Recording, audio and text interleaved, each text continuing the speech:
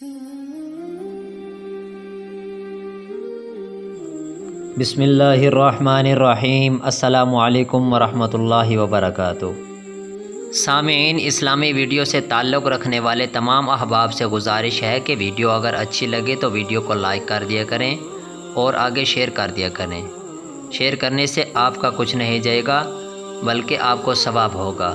اسلام کی بات کو پھیلانا اجر عظیم ہے۔ سنی لڑکے کا شیعہ لڑکی سے نکاح اور اس نکاح میں شرکت کرنے کا حکم۔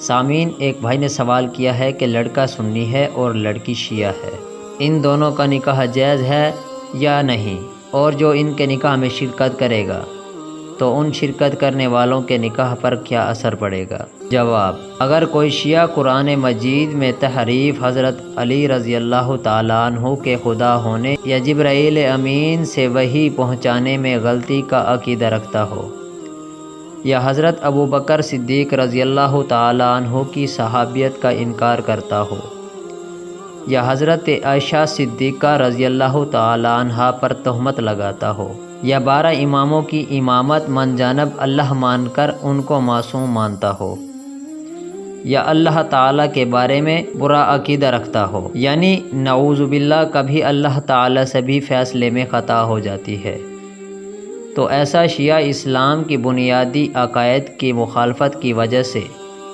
دائرے اسلام سے خارج ہوگا، اور ایسے شیعہ کے ساتھ مسلمان کا نکاح جائز نہیں ہوگا، خواہ وہ شیعہ لڑکی ہو اور مسلمان لڑکا اس سے نکاح کرے۔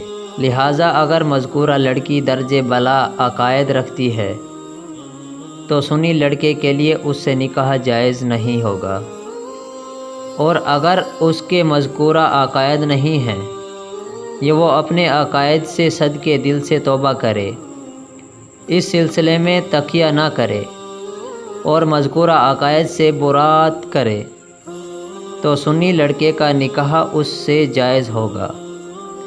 مذکورہ عقائد پائے جانے کی صورت میں چونکہ نکاح ناجائز اور حرام ہوگا، اس لیے جانتے ہوئے اس گناہ کے کام میں شرکت کرنا بھی ناجائز ہے اور گناہ کا باعث ہوگا۔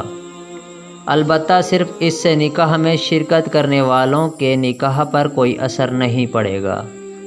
والسلام۔